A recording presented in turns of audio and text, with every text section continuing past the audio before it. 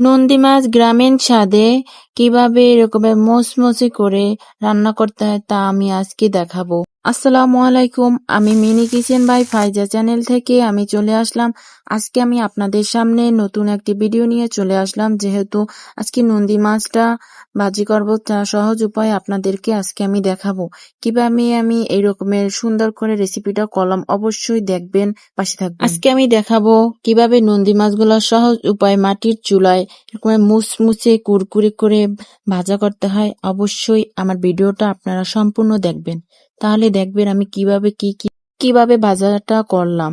যারা আমার চ্যানেলে নতুন আর আমিও তো নতুন, সবাই আমার ভিডিওটা সম্পূর্ণ দেখে ওয়াচ টাইমটা পূরণ করে দেবেন। আর যাদের সামনে আমার ভিডিওটা যাবে অবশ্যই সাবস্ক্রাইব করে আমার পাশে থাকবেন, কারণ আপনারা পাশে না থাকলে আমি কখনোই এগিয়ে যেতে পারবো না। আপনারা আছেন বলেই আমি এগিয়ে যেতে পারবো। প্রথমে আমি মাছগুলো সুন্দর করে পরিষ্কার করে নিয়েছি, ছাই দিয়ে প্রথমে ঢলে নিয়েছি, তারপরে কুটে আলাদা আলাদা করে এখন নেব। দেখুন, মাছগুলা সবগুলো বড় সাইজের গুলো আলাদা করে ফেলবো আর ছোট সাইজের গুলো আলাদা করে ফেলবো। বড় সাইজের গুলো আমি আলাদা করে নিচ্ছি, যে এটা আমি সুন্দর করে ভাজা করব। আর ছোটগুলা আমার আব্বা খুব আবার নারকেল দিয়ে ঝোল পছন্দ করে, এর জন্য আলাদা করে রেখে দিয়েছি। দেখুন, আস্তে আস্তে করে বড়গুলা বেছে নিতেছি। এর ভিতরে আবার আপনার বায়লা মাছ, তারপরে ডগরি মাছও ছিল, এর জন্য ওগুলাও সব আমি বড় সাইজের নদী মাছের ভিতরে নিয়ে নিলাম, কারণ বড়গুলা ভাজা করলে ওটা খেতে একটা মজা লাগবে, আর ছোটগুলা যেহেতু ছোট ছোট এর জন্য ওগুলা নারকেল দিয়ে ঝোল দিলে খুবই মজা লাগবে। এর জন্য দুইটা আলাদা করে নিয়েছি, যে একটা মাছ থেকে দুইটা রেসিপি করা যাবে। এই যে এখন দেখুন দুইটা আলাদা করা নেওয়া হয়ে গেছে। এখন আমি কি করব, প্রথমে লবণ দিয়ে দিচ্ছি, তারপর পেঁয়াজ দিয়ে দিছি। পেঁয়াজটা আবার আমি হাতে করে ভালো করে জুড়া জুড়া করে তারপরে দিয়ে দিলাম।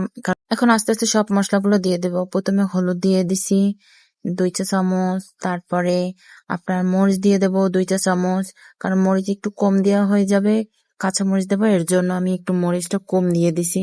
যেহেতু মাছ ভাজা ওতে একটু জাল প্রয়োজন, না হলে তো তেমন একটা স্বাদ লাগবে না। এর জন্য লবণ দিয়ে দিচ্ছি স্বাদ অনুযায়ী।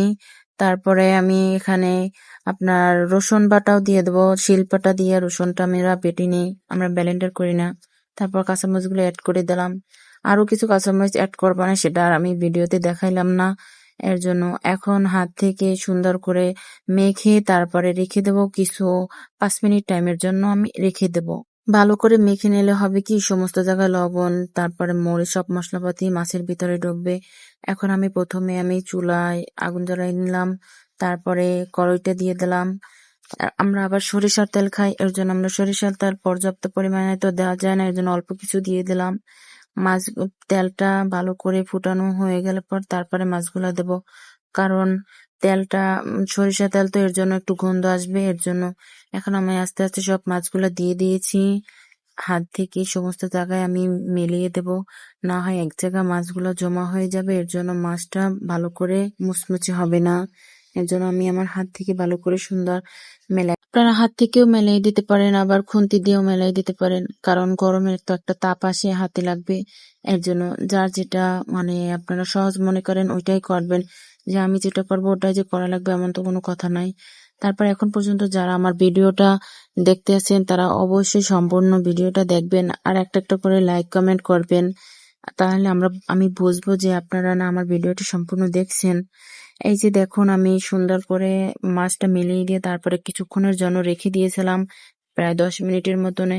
আস্তে আস্তে এখন চড়ারিটা আমি ঘুরিয়ে ঘুরিয়ে দিয়ে মাছটা ভালো করে ভেজে নেব, কারণ তেল যেহেতু আমি কম দিয়েছি এখানে। আপনারা চাইলে বেশি তেল দিতে পারেন, কারণ তেল যেহেতু বেশি দিবেন তত মাছটা মুচমুচে হবে। আমি যেহেতু কম দিচ্ছি এর জন্য আমার একটু কষ্ট হচ্ছে।